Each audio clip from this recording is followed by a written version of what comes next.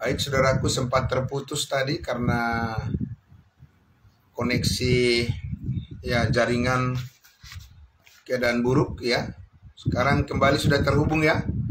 Baik, Bapak Ibu saudaraku yang dikasihi Tuhan Yesus, kita lanjutkan lagi dari pembacaan firman Tuhan dari Efesus pasal 1, Efesus pasal 1 ayat 1 ya, masih ayat 1 dan 2. Oke, baik. Dikatakan dari Paulus, Rasul Kristus Yesus oleh kehendak Allah, kepada orang-orang kudus di Efesus, orang-orang percaya dalam Kristus Yesus. Kasih karunia dan damai sejahtera dari Allah, Bapa kita, dan dari Tuhan Yesus Kristus menyertai kamu. Ya, puji Tuhan Bapak Ibu Saudara, kita sudah 1-2 kali ya bersama-sama mendengarkan penjelasan tentang siapa Rasul Paulus.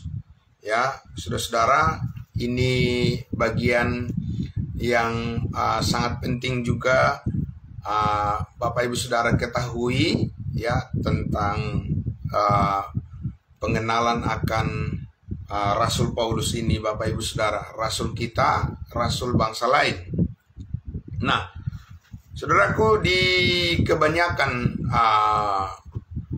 orang yang di sekitar orang beragama Kristen, Bapak Ibu Saudara, bahkan bukan hanya di kaum awam, tapi di kalangan para pengajar-pengajar Alkitab juga banyak yang mempercayai bahwa Paulus ini adalah pengganti daripada Yudas Iskariot untuk menggenapi 12 Rasul Yesus Kristus ya, yang telah dipilihnya pada saat Yesus ada di tengah-tengah dunia ini.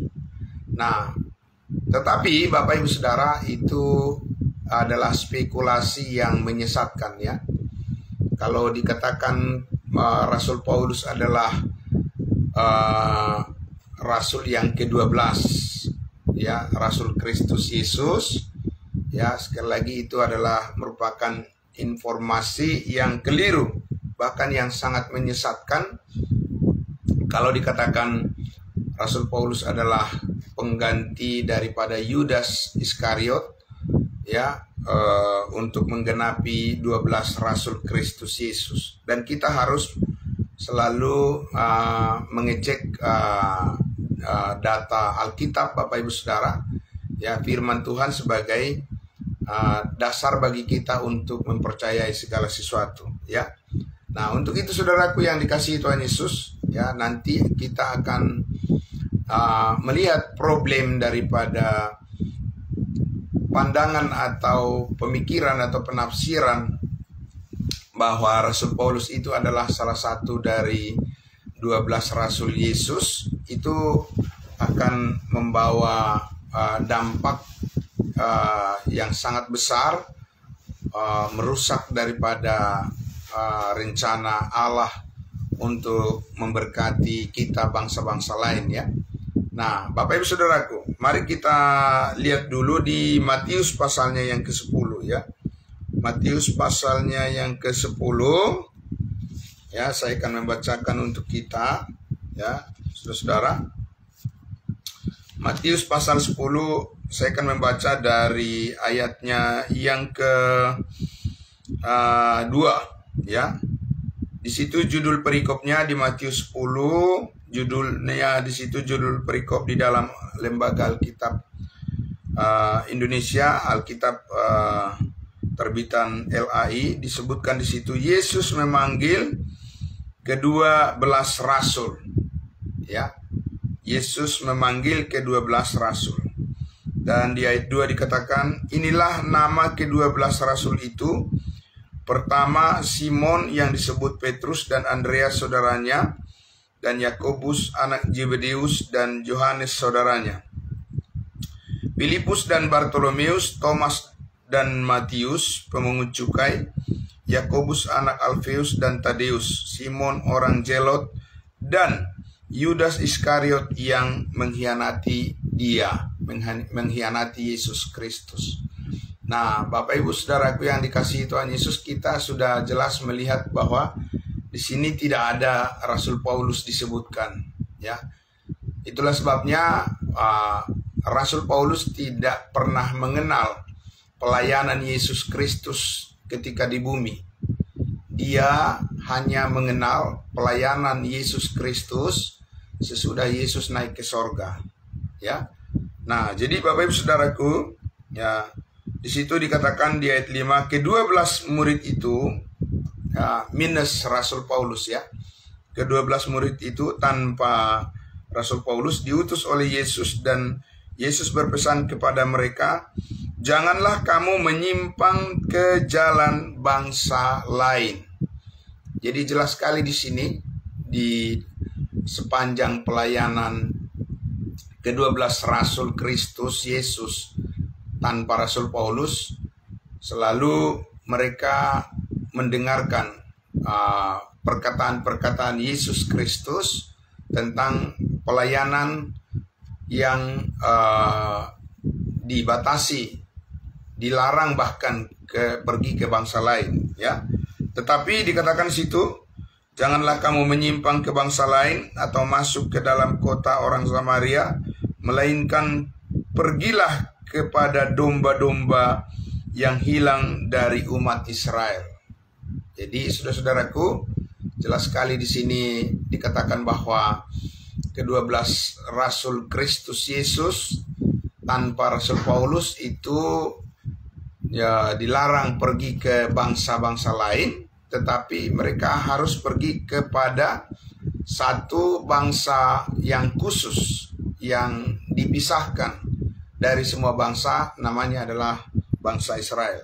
Pergi kepada domba-domba yang hilang dari umat Israel. Jadi kalau berbicara tentang Israel, Bapak Ibu Saudaraku, itu sudah tidak bisa dilepaskan dari ke-12 suku, ya, ke-12 suku Israel, dari Ruben sampai Benjamin. Nah, karena itu berbicara kesukuan, maka saudara-saudara dan saya tidak ada di sana, karena kita mempunyai suku-suku bangsa tersendiri di luar daripada bangsa Israel. Jadi Bapak Ibu Saudaraku yang dikasihi Tuhan Yesus, demikianlah dikatakan bahwa, ya, di ayat 7, pergilah dan beritakanlah kerajaan sorga sudah dekat. Nah, jadi kita sudah beberapa kali mendokumentasikan dalam video-video pembelajaran kita, Bapak Ibu Saudaraku, bahwa kepada bangsa Israel itu, ya, kabar baik, berita sukacita yang Tuhan Yesus sampaikan, yang disampaikan juga oleh Yohanes Pembaptis, yang disampaikan oleh 12 muridnya, itu adalah tentang kerajaan sorga sudah dekat. Kenapa sudah dekat kerajaan sorga bagi mereka? Karena Yesus ada pada saat itu di tengah-tengah mereka sebagai Raja, sebagai Mesias, ya. Tetapi setelah orang Israel membunuh, menyalibkan Yesus Kristus, kerajaan sorga itu menjadi jauh dari mereka. Kenapa? Karena rajanya sudah kembali ke sorga. Ya, kerajaan sorga itu ada di bumi, ya, Bapak Ibu Saudara. Sebagaimana doa yang diajarkan oleh Tuhan Yesus, ya, datanglah kerajaanmu, ya, jadilah kehendakmu di bumi seperti di sorga. Jadi, saudaraku yang dikasihi Tuhan Yesus, tugas yang diemban oleh 12 murid Yesus tanpa Rasul Paulus adalah bagaimana mereka memberitakan kerajaan sorga sudah dekat bagi bangsa Israel, ya. Jadi saudaraku, di sini kita lihat bahwa sasaran daripada pemberitaan kabar baik tentang kerajaan sorga di bumi itu adalah khusus kepada bangsa Israel. Nah, kalau bangsa Israel sudah menerima kerajaan sorga, menerima kehendak Allah, menerima Mesias Yesus sebagai Raja, segala Raja, ya, di tengah-tengah mereka, maka bangsa Israel itu akan menjadi saluran berkat bagi bangsa-bangsa lain. Tapi kalau mereka gagal menerima Yesus sebagai Mesias, ya Bapak Ibu Saudara, tentunya mereka tidak bisa memberitakan kerajaan sorga sudah dekat, ya. Tetapi mereka harus tersingkir dari apa yang dijanjikan oleh Allah atau perjanjian Allah dengan nenek moyang mereka, Abraham, Ishak, dan Yakub, bahwa melalui keturunannya semua bangsa di bumi akan diberkati. Nah, beruntungnya Bapak Ibu Saudaraku yang dikasihi Tuhan Yesus, bahwa kita saat ini mempunyai satu rasul khusus bagi bangsa lain, yaitu Rasul Paulus, yang membawa keselamatan kepada semua bangsa tanpa perbedaan. Dan dengan demikian kita mengerti kasih Allah di dalam Kristus Yesus melalui pemberitaan salibnya, pemberitaan akan kematian, penguburan, dan kebangkitannya sebagai jalan keselamatan bagi kita yang percaya kepada Yesus Kristus sekarang ini. Nah, Bapak Ibu Saudaraku, ya, kita sedikit lagi lihat dulu di ayatnya yang ke-7. Tadi dikatakan, pergilah dan beritakanlah kerajaan sorga sudah dekat. Ayat 8, sembuhkanlah orang sakit, bangkitkanlah orang mati, tahirkanlah orang kusta, usirlah setan-setan, kamu telah memperolehnya dengan cuma-cuma, karena itu berikanlah pula dengan cuma-cuma. Jadi kita lihat di sini bahwa ya ada tanda-tanda mujizat yang menyertai pelayanan dari 12 murid Yesus, ya, tanda-tanda mujizat, ya, penyembuhan-penyembuhan, ya, kuasa-kuasa mengusir setan dan seterusnya. Karena itu merupakan satu paket bagian daripada janji Tuhan untuk memberkati keturunan Abraham, Ishak, dan Yakub, ya. Jadi dengan sendirinya, secara otomatis 12 murid Yesus pada saat itu harus memberitakan tentang nilai-nilai atau unsur-unsur yang menyertai janji Allah, yaitu berbagai macam mujizat-mujizat terjadi. Nah, Bapak Ibu Saudaraku yang dikasihi Tuhan Yesus, saya ingin mengajak kita untuk melihat lagi, ya, bagian Kisah Para Rasul 1. Kenapa ini penting? Penting sekali Bapak Ibu Saudara, karena kita akan memastikan dulu, ya, sebagaimana yang sudah saya sampaikan di awal tadi, bahwa tidak mungkin Rasul Paulus menggantikan Yudas yang mengkhianati Yesus Kristus, ya. Tetapi tetap saja Bapak Ibu Saudara, 12 rasul untuk bangsa Israel itu, ya, akan digantikan oleh, ya, seseorang yang dipilih oleh Tuhan Yesus untuk menggenapkan 12 murid, 12 rasul khusus bagi bangsa Israel tanpa Rasul Paulus, ya. Nah, Bapak Ibu Saudara yang dikasihi Tuhan Yesus, sebelum kita masuk ke Kisah Para Rasul 1, masih ada satu ayat lagi yang sangat penting untuk kita renungkan dan baca bersama-sama dari Matius pasalnya yang ke-19, Matius 19 ayatnya yang ke-28. Tapi saya akan membaca dari ayat 27, ya, supaya nanti kita bisa mendapatkan gambaran, ya, tentang perbedaan daripada 12 rasul khusus bagi bangsa Israel dan satu rasul khusus untuk kita bangsa-bangsa lain. Ya, kita lihat di ayatnya yang ke-27, nanti fokus kita adalah di ayat 28. Demikian dikatakan, ayat 27. Lalu Petrus menjawab dan berkata kepada Yesus, "Kami ini telah meninggalkan segala sesuatu dan mengikut Engkau. Jadi apakah yang akan kami peroleh?" Jadi di sini Petrus mengatakan kami ini maksudnya adalah 12 murid Yesus, ya, dan Rasul Paulus tidak ada di sana. Dan Petrus bertanya tentang upah apa yang mereka peroleh sebagai rasul-rasul yang sudah meninggalkan segala sesuatu dan mengikuti Yesus Kristus, ya, untuk memberitakan kerajaan sorga kepada umat Israel.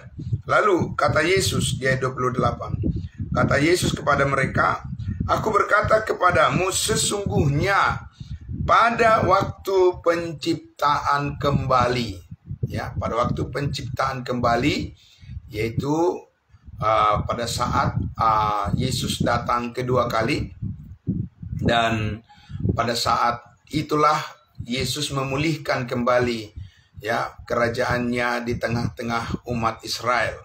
Bangsa Israel akan dipulihkan menjadi umat kepunyaan Tuhan yang akan menjadi saluran berkat bagi bangsa-bangsa lain. Mereka akan menjadi kepala dan bangsa-bangsa lain akan menjadi ekor, ya, akan mengikuti bagaimana kepemimpinan daripada bangsa Israel, orang-orang Israel sebagai imam-imam Tuhan yang kudus, ya.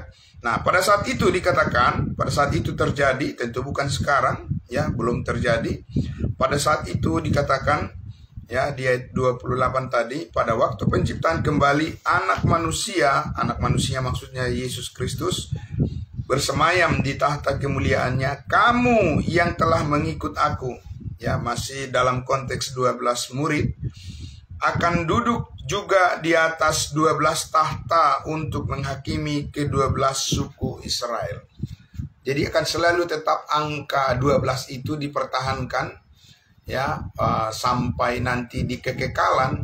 Kalau kita lihat juga Bapak Ibu Saudaraku, ya, di Wahyu, saya akan membacakan di kitab Wahyu, ya, bagaimana di Yerusalem baru itu juga nanti akan hanya ada 12 rasul, tanpa Rasul Paulus, tidak ada di sana, ya.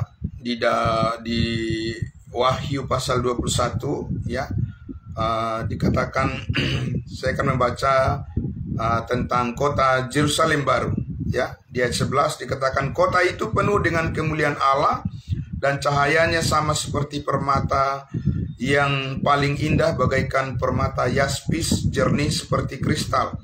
Dan temboknya besar lagi tinggi dan pintu gerbangnya 12 buah." Jadi akan selalu 12 Bapak Ibu Saudara, bukan 13. Jadi jangan kita bilang Rasul Paulus itu adalah Rasul ke-13. Ya, itu kurang tepat penyebutan seperti itu Bapak Ibu Saudara.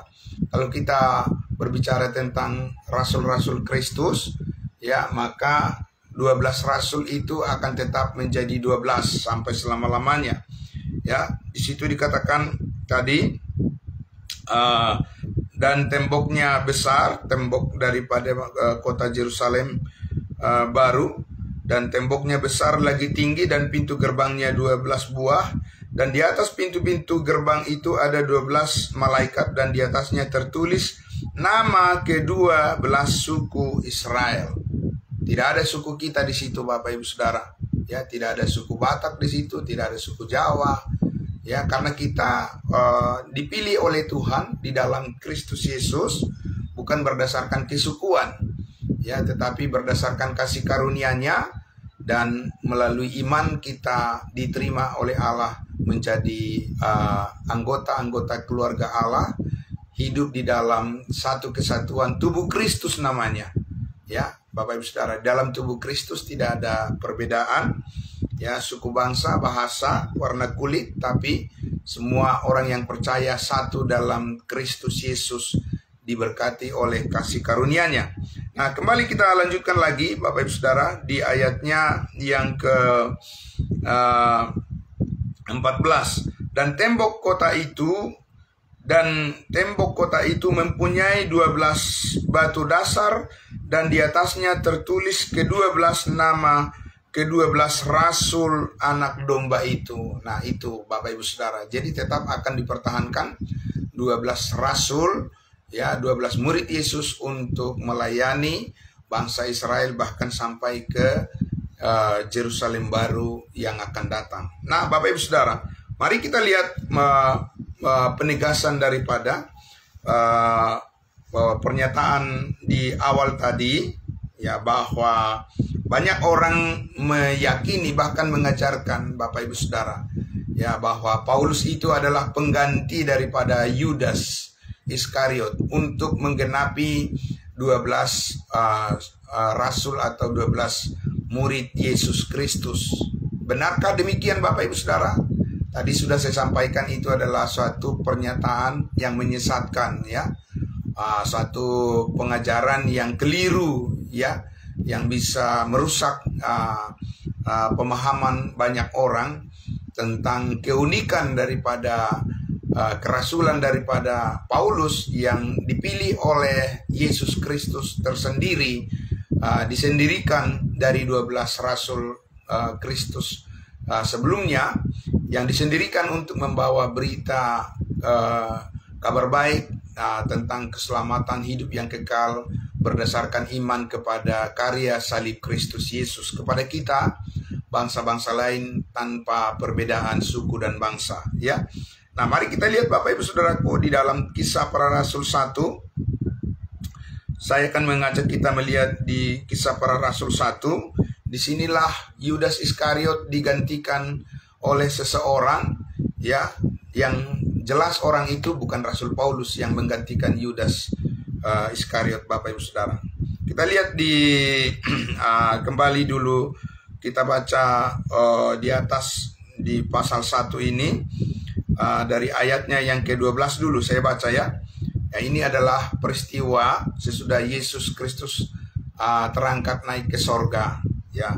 Bapak Ibu Saudaraku, saya akan membaca dari ayat 12. Maka kembalilah rasul-rasul itu ke Yerusalem dari bukit yang disebut Bukit Zaitun, yang hanya seperjalanan sabat jauhnya dari Yerusalem. Setelah mereka tiba di kota, naiklah mereka dan Yohanes, Yakobus dan Andreas, Filipus dan Thomas, Bartolomeus dan Matius, Yakobus bin Alfeus dan Simon orang Zelot, dan Yudas bin Yakobus. Ya, ini bukan Yudas Iskariot. Nah, Bapak Ibu Saudara, di sini ya, kita lanjutkan lagi di ayatnya yang ke 15. Lanjut ke ayat 15. Mudah-mudahan sampai selesai nanti jaringannya masih bisa dipertahankan ya. Bapak Ibu Saudara, ayatnya yang ke-15. Pada hari di situ judul perikopnya adalah Matias dipilih menggantikan Yudas Iskariot. Jadi bukan Rasul Paulus yang menggantikan ya Yudas Iskariot Bapak Ibu Saudaraku, tapi Matias. Ya, bukan Matius. Kalau Matius itu sudah dengan sendirinya mengikut ya. Tapi di sini yang menggantikan Yudas Iskariot adalah Matias. Ya. Saya baca di ayat 15. Pada hari-hari itu berdirilah Petrus di tengah-tengah saudara-saudara yang sedang berkumpul itu, kira-kira 120 orang banyaknya, lalu berkata. Nah, ini adalah orang-orang yang mengikuti Yesus pada saat itu bersama-sama dengan 120 orang banyaknya, lalu berkata, hai saudara-saudara, haruslah genap nas kitab suci yang disampaikan Roh Kudus dengan perantaraan Daud tentang Yudas, pemimpin orang-orang yang menangkap Yesus itu. Dahulu ia termasuk bilangan kami dan mengambil bagian di dalam pelayanan ini. Jadi Yudas Iskariot yang mengkhianati Yesus adalah bagian dari tim pelayanan 12 murid Yesus ya pada saat itu. Dan ayat 18 dikatakan, Yudas ini telah membeli sebidang tanah dengan upah kejahatannya, lalu ia jatuh terteluk. Maksudnya dia bunuh diri. Ya, Yudas Iskariot bunuh diri, Bapak Ibu Saudara. Dan hal itu diketahui oleh semua penduduk Yerusalem, sehingga tanah ini mereka sebut dalam bahasa mereka sendiri Hakaldama, artinya tanah darah. Sebab ada tertulis dalam kitab Mazmur. Karena itulah tidak mungkin, sekali lagi tidak mungkin ya Rasul Paulus bisa terpilih memenuhi kriteria untuk menggenapi jumlah 12 murid Yesus menggantikan Yudas Iskariot. Kenapa? Karena Paulus itu tidak pernah bertemu dengan Yesus secara fisik tidak pernah mengikuti pelayanan Yesus. Dikatakan tadi, saya akan bacakan selengkapnya ayat 21. Jadi haruslah ditambahkan kepada kami seorang dari mereka yang senantiasa datang berkumpul dengan kami selama Tuhan Yesus bersama-sama dengan kami, yaitu mulai dari baptisan Yohanes sampai pada hari Yesus terangkat ke sorga meninggalkan kami untuk menjadi saksi dengan kami tentang kebangkitannya. Ya, lalu mereka mengusulkan dua orang, Yusuf yang disebut Barsabas dan yang juga bernama Justus dan Matias. Mereka semua berdoa dan berkata, "Ya Tuhan, Engkaulah yang mengenal hati semua orang, tunjukkanlah kiranya siapa yang Engkau pilih dari kedua orang ini." Jadi tidak ada nama Rasul Paulus sebagai kandidat untuk menggantikan Yudas Iskariot yang dipilih berdasarkan doa bersama daripada 11 rasul waktu itu, ya. Jadi mereka dikatakan di situ, ya, untuk menerima jabatan pelayanan yaitu kerasulan yang ditinggalkan Yudas yang telah jatuh ke tempat yang wajar baginya. Lalu mereka membuang undi bagi kedua orang itu, dan yang kena undi adalah Matias. Dan dengan demikian Matias ditambahkan kepada bilangan ke-11 rasul itu menjadi 12. Jadi tidak ada, Bapak Ibu Saudara, Rasul Paulus menggantikan Yudas Iskariot menjadi rasul yang ke-12, Rasul Yesus Kristus, ya. Bapak Ibu Saudara, itu adalah perkataan yang tidak bertanggung jawab kalau dikatakan Paulus adalah rasul yang menggantikan Yudas Iskariot, ya. Ini perlu saya tegaskan lagi, Bapak Ibu Saudara, karena saya katakan bukan hanya di kalangan kaum awam kekristenan ya mempercayai bahwa Paulus itu adalah bagian dari 12 rasul, tapi ya para pengajar-pengajar ya Alkitab, Bapak Ibu Saudara, para pendeta-pendeta juga mengajarkan bahwa Paulus itu adalah pengganti daripada Yudas Iskariot untuk menggenapi 12 murid Yesus, ya. Jadi Bapak Ibu Saudara, itu adalah kekeliruan yang sangat menyesatkan banyak orang, ya. Dan kita harus kembali kepada Alkitab, Bapak Ibu Saudara. Jadi saudaraku yang dikasihi Tuhan Yesus, karena itulah maka ya saya mengajak kita untuk melihat di dalam Roma pasalnya yang ke-11. Inilah penegasan daripada firman Tuhan tentang siapakah Rasul Paulus dan kepada siapakah dia diutus untuk memberitakan kabar baik, ya. Nah, kita lihat Bapak Ibu Saudaraku di Roma pasal 11 ayatnya yang ke-13, ya. Saya akan membaca untuk kita semua Roma pasal 11 ayatnya yang ke-13. Paulus berkata, "Aku berkata kepada kamu, hai bangsa-bangsa bukan Yahudi." Bangsa-bangsa bukan Yahudi. Justru karena aku adalah rasul untuk bangsa-bangsa bukan Yahudi, aku menganggap hal itu kemuliaan pelayananku. Jadi Rasul Paulus tidak pernah direncanakan oleh Tuhan untuk menjadi rasul bagi orang-orang Yahudi atau orang-orang Israel. Sebab Tuhan sudah menetapkan 12 rasul untuk membawa kabar baik kepada mereka. Tetapi dia diselamatkan oleh Tuhan Yesus dari posisi Yesus Kristus yang berada di sorga, ya. Rasul Paulus ini ditetapkan sebagai rasul khusus bagi bangsa lain. Satu rasul untuk satu tubuh Kristus, satu iman, berkat Tuhan yang berlimpah-limpah itu, kasih Allah yang sempurna di atas kayu salib itu, saudaraku, Rasul Paulus lah yang membawa berita kabar baik tentang Yesus Kristus yang adalah Tuhan yang telah mati, dikuburkan dan bangkit dan menjadi Tuhan, Roh yang menghidupkan untuk selama-lamanya. Tidak ada rasul yang lain, tidak ada nabi yang lain yang menegaskan seterang apa yang diberitakan oleh Rasul Paulus tentang kasih karunia Allah yang membawa keselamatan hidup yang kekal bagi setiap orang yang percaya saat ini, bukan berdasarkan perbuatan-perbuatannya, tetapi berdasarkan iman kepada karya Kristus di atas kayu salib yang sudah menyelesaikan segala hutang dosa kita dan mengalahkan kuasa maut, dan yang memberikan kepada kita saat ini kesempatan untuk menikmati segala berkat Tuhan yang surgawi. Amin.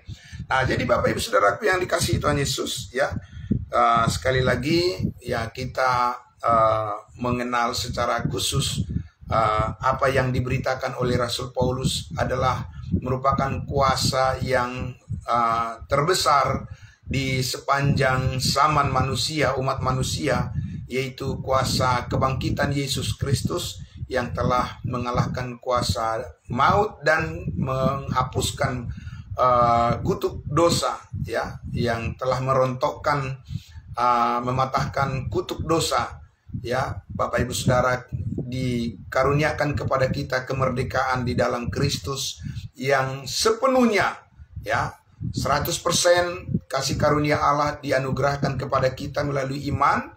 Dan itu bukan karena usaha dan perbuatan kita, tetapi hanya karena kemurahan hati Tuhan. Itu kita terima, ya, saat ini dikatakan secara cuma-cuma, ya, diberikan oleh Tuhan.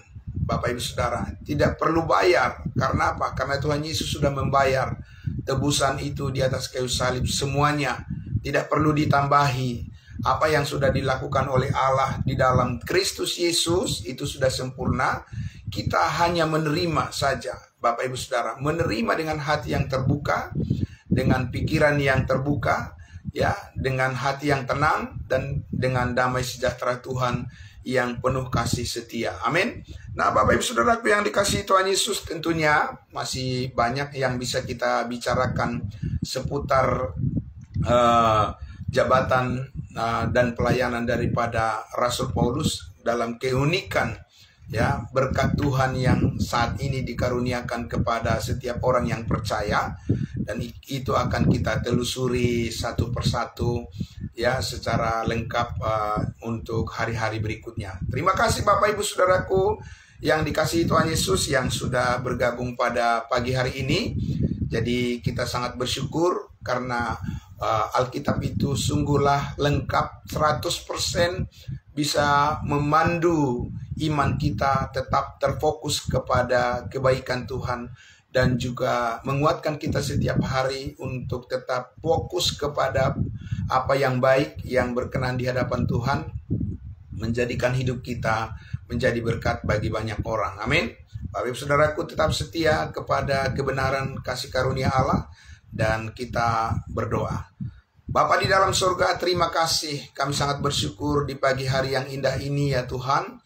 Kami menyambut kebaikan-Mu, kemurahan hati-Mu, selalu merenungkan bahwa apa yang Tuhan sediakan bagi kami adalah yang terbaik, bukan apa yang kami pikirkan, apa yang kami usahakan, apa yang kami perjuangkan menjadi batas daripada pengharapan kami, tetapi apa yang Tuhan sediakan, yang telah Engkau bukakan melalui setiap kebenaran firman-Mu, yang memperluas wawasan kami, cara berpikir kami, cara pandang kami untuk melihat bagaimana Tuhan kami Yesus Kristus begitu baik di dalam segala hal, selalu menolong kami untuk dapat melewati berbagai tantangan dan persoalan dalam kehidupan kami, tetap menguatkan dan memampukan kami semua untuk bisa berkarya, untuk menikmati segala berkat anugerah daripada Tuhan, kasih karunia-Mu yang tidak berkesudahan. Diberkatilah semua saudara-saudara kami yang pada pagi hari ini yang sudah bergabung di dalam ibadah pagi kami, baik melalui ruangan Zoom meeting kami maupun melalui live streaming Facebook. Tuhan berkati mereka semua, melalui YouTube juga Tuhan berkati mereka semuanya, supaya nama Tuhan senantiasa dipermuliakan. Terima kasih Bapa di dalam sorga. Inilah doa ucapan syukur kami yang kami naikkan hanya melalui dan atas nama anak-Mu Yesus Kristus, Tuhan dan Juru Selamat kami yang hidup untuk selama-lamanya. Terpujilah Bapa di dalam sorga. Haleluya, puji Tuhan. Amin. Terima kasih saudara-saudaraku semuanya. Selamat pagi. Ya, salam sehat buat kita semuanya. Selamat beraktivitas. Kita akan jumpa kembali besok pagi. Tuhan Yesus memberkati. Shalom.